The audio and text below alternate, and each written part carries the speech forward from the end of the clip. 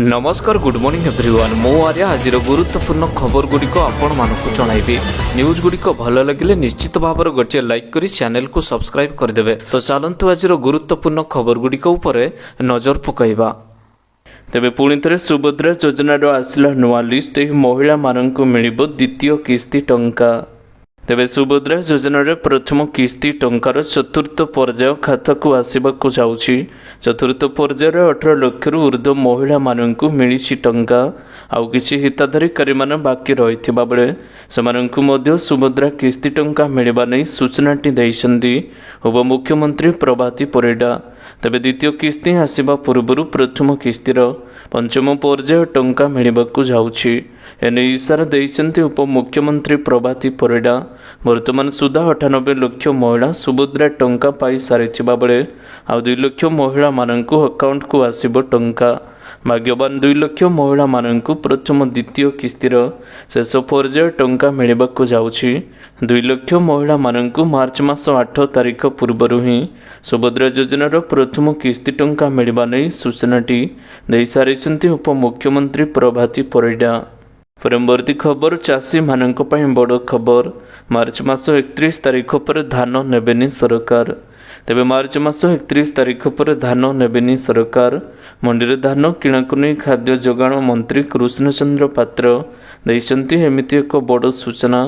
धान किणा पाई मार्च 31 तारिख पर्यंत डेडलाइन धार्य करिसेंती सरकार। मंत्री कहिसेंती मार्च 31 पर मंडी आउ धान किणा हेबो नाही। वर्तमान सुधा 65 लाख मेट्रिक टन धान संग्रह करा जाइछि। टार्गेट रे 90% धान संग्रह होई सारिछि बोली एबे सूचना दैछन्ती मंत्री। अन्यपटे आउ गोटिए बड़ खबर दैछन्ती मंत्री कहिसेंती आयकर फाइल थिले मध्य कटिबो नाही राशन कार्ड। परवर्ती खबर एही दिन समस्त चाषी माननकु मिलिबो सीएम किसान टंका। तेबे पीएम किसान योजनार चाषी माननक अकाउंट को आसिला अर्थ 35 लाख चाषी माननक अकाउंट को 19तम किस्ती टंका आसी अछि। आगामी अक्षय तृतीय चाषी माननकु बंटा जिवो सीएम किसान टंका। चाषी माननक अकाउंट को आसीछि पीएम किसान टंका। 35 लाख चाषी माननक अकाउंट को पठाइसंती प्रधानमंत्री। तेबे जो चाषी माने वर्तमान पर्यंत इकेवाईसी करे नाहंती सेमानंकु इकेवाईसी करबा बाध्यतामूलक करा जाई अछि।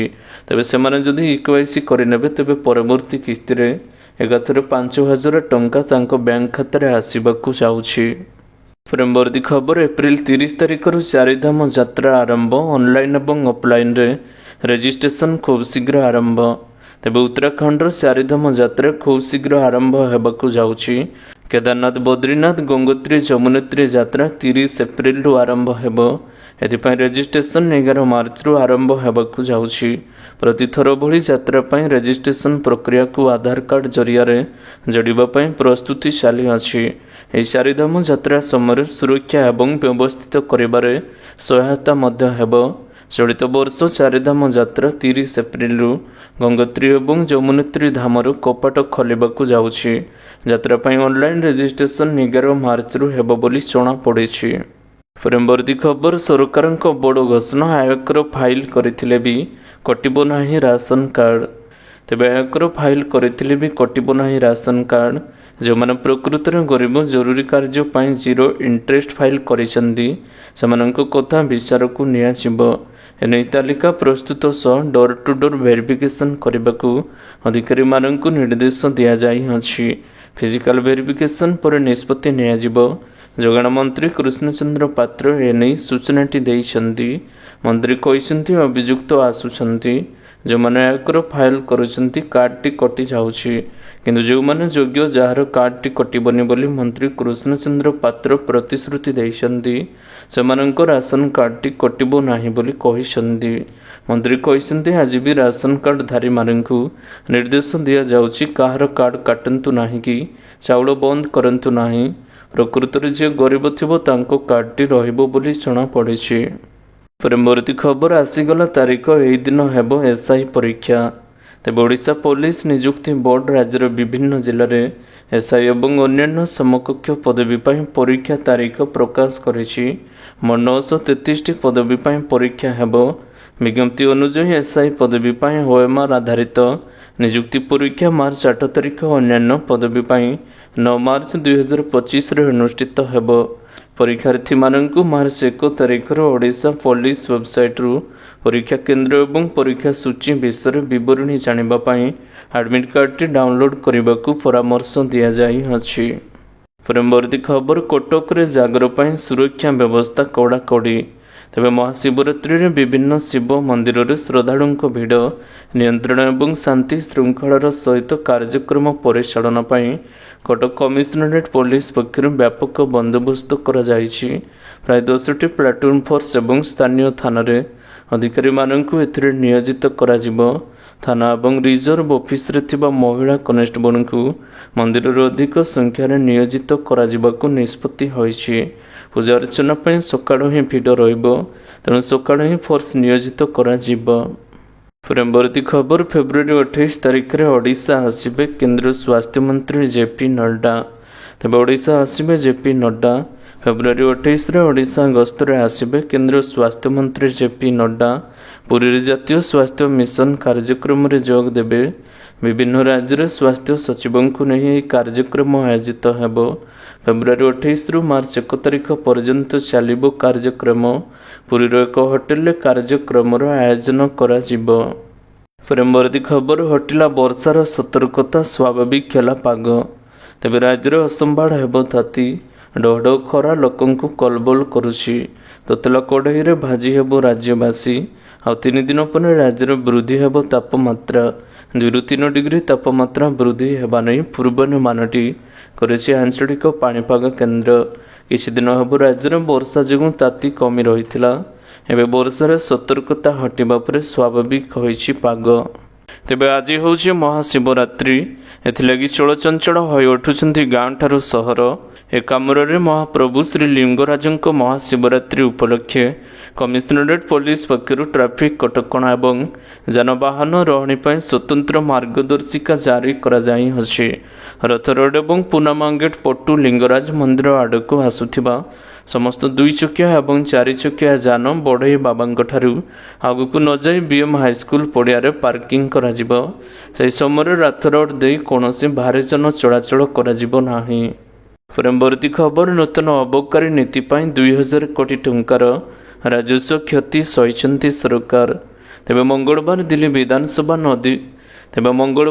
ବିଧାନସଭା ଅଧିବେଶନ ଦ୍ୱିତୀୟ ଦିନରେ ଦିଲ୍ଲୀ ଅବକାରୀ ଦୁର୍ନୀତି ଉପରେ ସିଏଜି ରିପୋର୍ଟର ଗୃହରେ ଉପସ୍ଥାପିତ ହୋଇଛି। ମୁଖ୍ୟମନ୍ତ୍ରୀ ରେଖା ଗୁପ୍ତା ଏହି ସିଏଜି ରିପୋର୍ଟକୁ ଗୃହରେ ଉପସ୍ଥାପନ କରିଛନ୍ତି। ଅବକାରୀ ନୀତି ଉପରେ ଏହି ସିଏଜି ଅଡିଟ୍ ରିପୋର୍ଟ 2017-18ରୁ 2020-21 ପର୍ଯ୍ୟନ୍ତ 4 ଅବଧି ପାଇଁ ମଧ୍ୟ ରହିଛି। ବିଧାନସଭାରେ ଉପସ୍ଥାପିତ ଏହି ରିପୋର୍ଟରୁ ଜଣାପଡ଼ିଛି ଯେ ଦିଲ୍ଲୀରେ ମଦ ନୀତି ପରିବର୍ତ୍ତନ କରିବା ଦ୍ୱାରା 2002 କୋଟି ଟଙ୍କାର କ୍ଷତି ହୋଇଛି। ଏହି ସିଏଜି ରିପୋର୍ଟରେ 2017-18ରୁ 2021-22 ମଧ୍ୟରେ ମଦର ନିୟନ୍ତ୍ରଣ ଏବଂ ଯୋଗାଣ ଯାଞ୍ଚ କରାଯାଇଅଛି। ପରବର୍ତ୍ତୀ ଖବର, ଆୟକର ଦାଖଲକାରୀଙ୍କୁ ଆଶ୍ୱସ୍ତି। ରାସନ କାର୍ଡ ନେଇ ବଡ଼ ସୂଚନା ଦେଲେ ମନ୍ତ୍ରୀ। ତେବେ ଆୟକର ଦାଖଲ କରିଥିଲେ ମଧ୍ୟ ବିନା କ୍ଷେତ୍ର ସ୍ତରୀୟ ତଦନ୍ତରେ କୌଣସି ହିତାଧିକାରୀଙ୍କ ରାସନ କାର୍ଡ କଟିବ ନାହିଁ।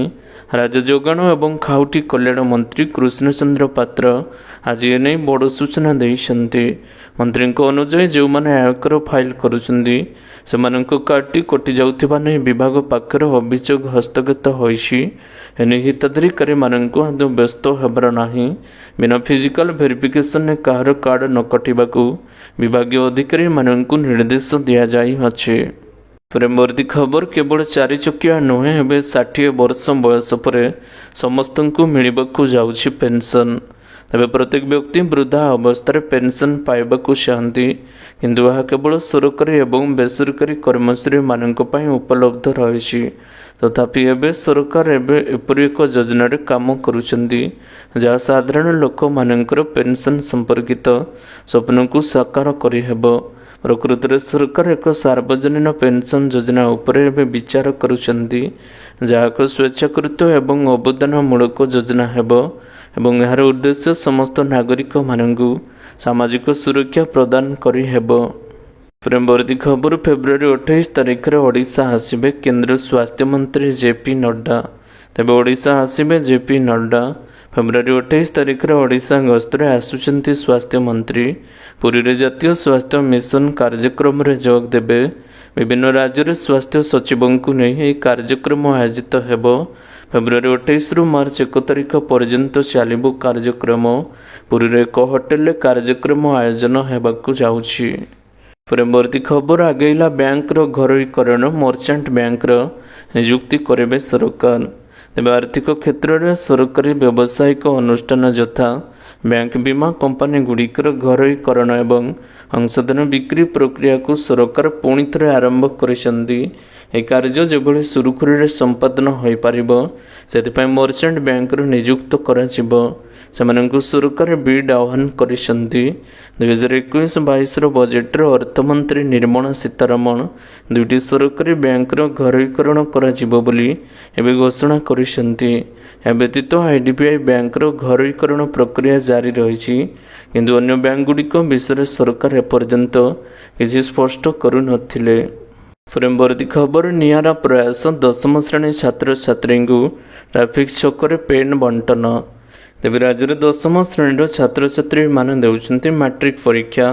ଛାତ୍ରଛାତ୍ରୀମାନଙ୍କୁ ପରୀକ୍ଷା ପାଇଁ ଉତ୍ସାହିତ କରିବା ସହ ପରୀକ୍ଷାରେ ଉତ୍ତମ ପ୍ରଦର୍ଶନ ଭୟମୁକ୍ତ ହୋଇ ପରୀକ୍ଷା ଦେବାକୁ ମଙ୍ଗଳବାର କମିଶନରେଟ୍ ପୋଲିସ ଟ୍ରାଫିକ୍ ୟୁନିଟ୍ ପକ୍ଷରୁ ଏକ ଅଭିନବ ପ୍ରୟାସ କରାଯାଇଥିବା ଦେଖିବାକୁ ମିଳିଛି। କମିଶନରେଟ୍ ପୋଲିସ ପକ୍ଷରୁ ବିଭିନ୍ନ ଟ୍ରାଫିକ୍ ୟୁନିଟ୍ 10ମ ଶ୍ରେଣୀ ବୋର୍ଡ ଛାତ୍ରଛାତ୍ରୀମାନଙ୍କୁ ଉତ୍ସାହିତ ଏବଂ ସମର୍ଥନ କରିବା ପାଇଁ ସହରର ଅଧିକାଂଶ ଟ୍ରାଫିକ୍ ଛକରେ ପେନ୍ ବଣ୍ଟନ କରି ଶୁଭେଚ୍ଛା ଜଣାଇଛନ୍ତି। ପରବର୍ତ୍ତୀ ଖବର ଆଜିର ପୁଣି ଥରେ ବଢ଼ିଯିବ ତାତି, 2ରୁ 3 ଡିଗ୍ରୀ ବଢ଼ିବ ତାପମାତ୍ରା। ତେବେ ରାଜ୍ୟରେ ପୁଣି ଥରେ ବଢ଼ିଯିବ ତାପମାତ୍ରା। ଆସନ୍ତା 4 ଦିନ ଯାଏଁ ପାଗ ଶୁଖିଲା ରହିବ। ଏହାପରେ ରାତିର ତାପମାତ୍ରା 2ରୁ 3 ଡିଗ୍ରୀ ବଢ଼ିବାକୁ ଯାଉଛି। ପାଣିପାଗ ବିଭାଗ ଏଭଳି ପୂର୍ବାନୁମାନଟି କରିଛି। ବୃଦ୍ଧି ହେବାର ସମ୍ଭାବନା ଥିବା ପୂର୍ବାନୁମାନ କରିଛି ପାଣିପାଗ ବିଭାଗ। ରବିବାର ଫୁଲବାଣୀରେ ରାତିର ତାପମାତ୍ରା ସବୁଠାରୁ କମ୍ 12.5 ଡିଗ୍ରୀ ସେଲସିୟସ୍ ରହିଥିଲା। ପରବର୍ତ୍ତୀ ଖବର 4 ବର୍ଷରେ ମ୍ୟାଲେରିଆରେ ମରିଛନ୍ତି 28 ଜଣ ରୋଗୀ। ତେବେ ଚିନ୍ତା ବଢ଼ାଇଲା ମ୍ୟାଲେରିଆ। ରାଜ୍ୟରେ ମ୍ୟାଲେରିଆ ସ୍ଥିତି ଉଦ୍ବେଗଜନକ ରହିଛି। ନିକଟରେ ପ୍ରକାଶିତ ଓଡ଼ିଶା ଅର୍ଥନୈତିକ ସର୍ଭେ ରିପୋର୍ଟ ଅନୁଯାୟୀ 4 ବର୍ଷରେ ମ୍ୟାଲେରିଆରେ ମରିଛନ୍ତି 28 ଜଣ ରୋଗୀ। ସେହିପରି ବର୍ଷକୁ ବର୍ଷ ଆକ୍ରାନ୍ତ ସଂଖ୍ୟା ମଧ୍ୟ ବଢ଼ି ଚାଲିଛି। ରିପୋର୍ଟ ଅନୁଯାୟୀ 2021ରେ ରାଜ୍ୟରେ 25.503 ଜଣ ମ୍ୟାଲେରିଆରେ ଆକ୍ରାନ୍ତ ହୋଇଛନ୍ତି। ସେମାନଙ୍କ ମଧ୍ୟରୁ 13 ଜଣଙ୍କର ମୃତ୍ୟୁ ହୋଇଛି। ସେହିପରି 2022ରେ 23,770 ଜଣ ଆକ୍ରାନ୍ତ ଚିହ୍ନଟ ହୋଇଥିବା ବେଳେ 5 ଜଣଙ୍କର ମୃତ୍ୟୁ ହୋଇଛି। 2023ରେ 41,973 ଆକ୍ରାନ୍ତ ଏବଂ 4 ଜଣ ମୃତକ ରହିଥିଲେ। ତେବେ 2024 ସେପ୍ଟେମ୍ବର ମାସ ସୁଦ୍ଧା ଆକ୍ରାନ୍ତଙ୍କ ସଂଖ୍ୟା ବଢ଼ିଯାଇଅଛି। ଏହି ସମୟ ମଧ୍ୟରେ 51,398 ଜଣ ରୋଗୀ ଚିହ୍ନଟ ହୋଇଥିଲେ। ସେଥିରୁ 6 ଜଣଙ୍କର ମୃତ୍ୟୁ ମଧ୍ୟ ହୋଇଛି। ପରବର୍ତ୍ତୀ ଖବର ବିଶ୍ୱ ନିବେଶକ ସମ୍ମିଳନୀ 2025କୁ ଉଦ୍ଘାଟନ କଲେ ପ୍ରଧାନମନ୍ତ୍ରୀ। ତେବେ ପ୍ରଧାନମନ୍ତ୍ରୀ ମୋଦି ମଧ୍ୟପ୍ରଦେଶ ଭୋପାଳଠାରେ ବିଶ୍ୱ ନିବେଶକ ସମ୍ମିଳନୀ 2025କୁ ଉଦ୍ଘାଟନ କରିଛନ୍ତି। ସମାବେଶକୁ ସମ୍ବୋଧିତ କରି ସେ 10ମ ଏବଂ ଦ୍ୱାଦଶ ଶ୍ରେଣୀର ଛାତ୍ରଛାତ୍ରୀମାନଙ୍କ ପାଇଁ ବୋର୍ଡ ପରୀକ୍ଷା ଥିବାରୁ କାର୍ଯ୍ୟକ୍ରମରେ ଯୋଗ ଦେବାରେ ବିଳମ୍ବ ପାଇଁ କ୍ଷମା ପ୍ରାର୍ଥନା କରିଥିଲେ। ଏହି କାର୍ଯ୍ୟକ୍ରମରେ ଯୋଗ ଦେବା ପାଇଁ ଆସିବା ସମୟରେ ତାଙ୍କ ଲାଗି ଉଦ୍ଦିଷ୍ଟ ସୁରକ୍ଷା ବ୍ୟବସ୍ଥା ଛାତ୍ରଛାତ୍ରୀମାନଙ୍କୁ ଅସୁବିଧାରେ ପକାଇଥାନ୍ତେ ବୋଲି କହିଛନ୍ତି। ରାଜଭୋଜଙ୍କ ଭୂମିକାରେ ନିବେଶ ଏବଂ ବ୍ୟବସାୟୀ ନେତୃବର୍ଗଙ୍କୁ ସ୍ୱାଗତ କରିବା ତାଙ୍କ ପାଇଁ ଅତ୍ୟନ୍ତ ଗୌରବ ବିଷୟ ବୋଲି ଶ୍ରୀ ମୋଦି କହିଛନ୍ତି। ସେ ଆହୁରି ମଧ୍ୟ କହିଛନ୍ତି ଯେ ଆଜିର କାର୍ଯ୍ୟକ୍ରମ ଗୁରୁତ୍ୱପୂର୍ଣ୍ଣ କାରଣ ବିକଶିତ ଭାରତ ଅଭିମୁଖେ ଯାତ୍ରାରେ ବିକଶିତ ମଧ୍ୟପ୍ରଦେଶ ମଧ୍ୟ ଜରୁରୀ ରହିଛି। ପରବର୍ତ୍ତୀ ଖବର ମାଟ୍ରିକ ଦ୍ୱିତୀୟ ଭାଷା ପରୀକ୍ଷା 8 ଅସାଧୁ ପରୀକ୍ଷାର୍ଥୀଙ୍କୁ ଧରିଲା AI। ତେବେ ମାଧ୍ୟମିକ ଶିକ୍ଷା ପରିଷଦ ବୋର୍ଡ ଦ୍ୱାରା ପରିଚାଳିତ ମାଟ୍ରିକ ପରୀକ୍ଷାର ସୋମବାର ଦ୍ୱିତୀୟ ଭାଷା ଇଂଲିଶ ଏବଂ ହିନ୍ଦୀ ପରୀକ୍ଷାରେ 8 ଜଣ ପରୀକ୍ଷାର୍ଥୀ ଅସାଧୁ ଉପାୟ ଅବଲମ୍ବନ କରି ମାଲ ପ୍ରାକ୍ଟିସ୍ ହୋଇଛନ୍ତି। ଏହି ପରୀକ୍ଷାର୍ଥୀମାନେ ହଲ୍ ମଧ୍ୟରେ କପି କରୁଥିବା ବେଳେ ଆର୍ଟିଫିସିଆଲ ଇଣ୍ଟେଲିଜେନ୍ସ ସର୍ଭେଲାନ୍ସ ଜରିଆରେ ଧରା ପଡ଼ିଛନ୍ତି। ବୋର୍ଡ ପକ୍ଷରୁ ପରୀକ୍ଷା କେନ୍ଦ୍ରରେ କରାଯାଇଥିବା AI ବ୍ୟବସ୍ଥା ହିଁ ଏଥିପାଇଁ ସହାୟକ ହୋଇଛି। ବୋର୍ଡ ମୁଖ୍ୟାଳୟରେ ନିୟନ୍ତ୍ରଣ କକ୍ଷ ଦାୟିତ୍ୱରେ ଥିବା ଅଧିକାରୀ ସହଜରେ ପରୀକ୍ଷାର୍ଥୀମାନଙ୍କୁ ଧରି ପାରିଛନ୍ତି। ତେବେ ଆଶା କରୁଛି ଆଜିର ଗୁରୁତ୍ୱପୂର୍ଣ୍ଣ ଖବରଗୁଡ଼ିକ ଆପଣମାନଙ୍କୁ ନିଶ୍ଚିତ ଭାବରେ ଭଲ ଲାଗିଥିବ। ଯଦି ଭଲ ଲାଗିଥାଏ ଭିଡ଼ିଓକୁ ଗୋଟେ ଲାଇକ୍ କରନ୍ତୁ ଏବଂ ଚ୍ୟାନେଲକୁ ସବସ୍କ୍ରାଇବ୍ କରିବା ପାଇଁ ବିଲକୁଲ ବି ଭୁଲନ୍ତୁ ନାହିଁ। ଆପଣଙ୍କ ଭଲ ପାଇବା ସ୍ୱରୂପ ଭିଡ଼ିଓକୁ ସେୟାର କରିଦେବେ। ପୁଣି ଦେଖା ହେବ ଲାଟେଷ୍ଟ ଅପଡେଟ୍ରେ। ସେତେବେଳେ ପର୍ଯ୍ୟନ୍ତ ବିଦାୟ ନେଉଛି। ବନ୍ଦେ ମାତରମ୍, ଟେକ୍ କେୟାର, ବାଏ ବାଏ।